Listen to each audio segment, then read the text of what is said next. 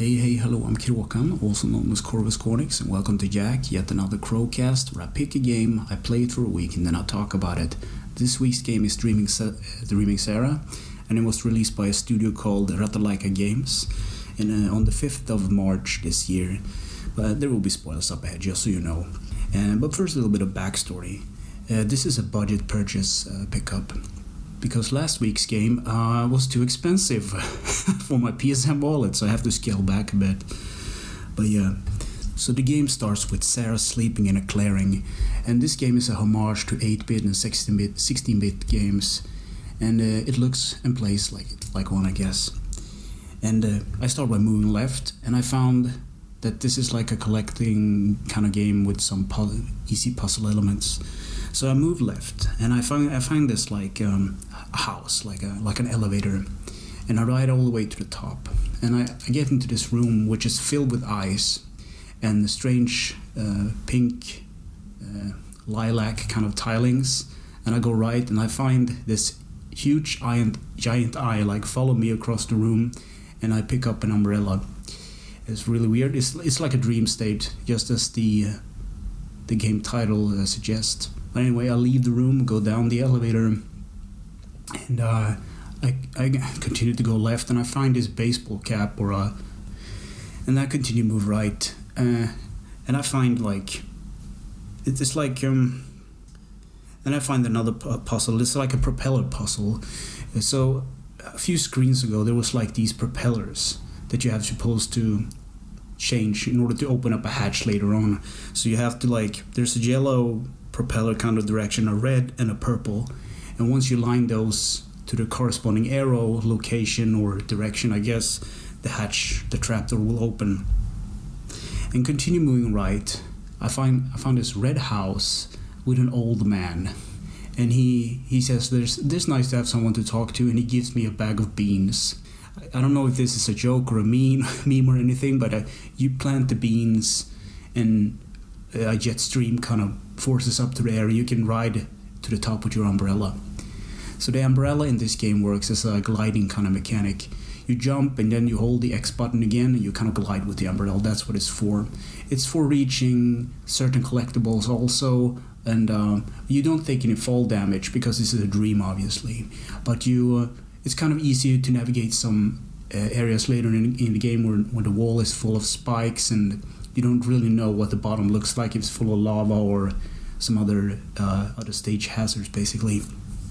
But anyway, you continue over the house and over the cliff, and then you reach this boy and give him back his cap, basically, and he disappears, and a mirror opens up in the sandbox that he was playing into an entire world of a desert. And this is the part where I was like, okay, this is going to be a long game, because you go to one screen and you get more directions and more places to go. So it's just like a dream. And dreams are not logical in any sense. You can go pretty much anywhere. But I go into this desert, and I go left, and the screen loops a bit, and there's this sailor on an island, and he says that it's easy to get lost in this place, and I was like, okay, and then I moved left. And then the screen loops, and okay, what is going on? So instead I move right, and I move right again, and I'm kind of confused in this state. And anyway, I eventually find a compass, and at this point I save the game, because I really didn't know. You use items by pressing the R button, I think, and then it brings up this wheel with other items that you can use. And I was like, how do I use the compass? So you're supposed to go out from the screen from right to left, and then you use it, and it's not a normal compass. It points to basically the way you're supposed to go. And I think it mentioned also that it points to certain items that you're supposed to collect, but it's kind of weird. Sometimes it just spins, and sometimes it pinpoints the direction precisely. But anyway, you use the compass in the desert, and you find this kind of stand where you can buy stuff, I guess. And it's very strange to talk about a game that is based on dreams, because logic and reasoning is not actually on point. But anyway, the gameplay. This is an unfinished game. It's a bit unpolished. It's like if a student made a first or second attempt at making a PS4 games with like the simplest, most aesthetics and the simple most methods of making something. It's not a bad game, it's just very scaled back, and it's a short game. You can beat it in like 1 hour or something if you don't know what you're doing.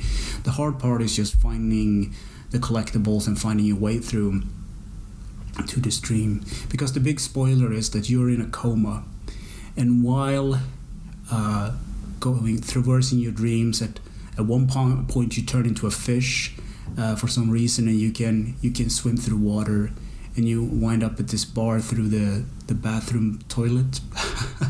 And that's also an interesting part. It's like at this bar you actually need an ID to be able to drink at the bar for some reason, but you don't have an ID, so you go through this other place in your dream, and you find basically a long road, and it's fogged up, and you kind of walk left or right, and you find these, I think they're bunny skeletons that are jumping around, and it's kind of confusing. And then you see yourself, and then you see your own crash cars. You can kind of pick the pieces together that you realize, okay, I'm asleep, I'm in a coma for some reason, I crashed my car, and the name of the game is or the point of the game, I guess, is to wake up from this coma, which you do in the end. But I also like to mention some items that you pick up. You pick up collectible items such as dolls and whatnot, and different objects. But there are also useful items like the umbrella, the watch, which is used at the end of the game to slow down spike traps so you can actually make it to the end. And then you got the pills, which is a mechanic that it takes you back to the meadow or the place where you actually start the game when you woke up. So anytime you save and exit the game, you wake up in this clearing when you start up the game, basically. And then you have the glasses, which will make you able to see pink platforms that you can jump on. And there is the compass that leads you on the way through the desert. And then there is the shell necklace, which turns you into a fish. Turns you into a fish forward and backwards by using it. I think you press circle or something to just de-fish, if that's even a word. I think that was funny. And a magnifying glass that makes you small. And there is this hidden trophy when you use the magnifying glass in front of the eye in the elevator, on the top of the elevator, I mean. And you kind of use the magnifying glass in front of the eye, you turn small, and that's a secret trophy or a unlockable trophy on the PS4 trophy list, I guess. And then you got the last item, the paint bucket. And I was like, okay, this will come in play later because it's a main item. But nope, it just changed the color of your sprite. Changed the color of Sarah, like her hair and her clothing and stuff. But I was like, I mean, it's kind of interesting that an item doesn't have to have a meaning to be in a game. It's just could be a placeholder, or they just experimented with the graphics if they could change sprites, and they were like, okay, we can have this thing and test it out, I guess. Kind of interesting. But okay, well, control. X jumps, and if you have the umbrella equipped, you kind of glide with it by holding X. And square is for dialogue, and the left sticks move, basically, or the D-pad, D-pad moves. I actually like games that use the D-pad more, because I don't like controlling a 2D kind of puzzle platformer game with a stick. It feels, maybe I'm old, but I feel like the D-pad does a better job because it's simpler. And then the option menu brings up the inventory and the menu, basic menu list. And then graphics. It looks like a good imitation of a 16-bit game, like Super Nintendo, but it's not as polished. It looks like a student project, as I said before, just like a first or second attempt of actually making a PS4 game. It's not bad, it's just short, but it looks kind of good, actually. And then sound and music. It was made by a guy called Antonin Septim, and I think he wrote the whole score by himself. But there's really nothing special about it. The intro of this episode kind of has this quasi kind of dream kind of state. That's what it tries to amplify, or kind of tell a story through that, and that's what it does. So in conclusion, can I recommend this game to anyone? No, not really. But I could recommend another game that is much more polished and has same kind of dreamlike sequences. I might play it on a later pod, but Anodyne. It's really much more of an interesting game. But anyway, thanks for watching and listening, and take care.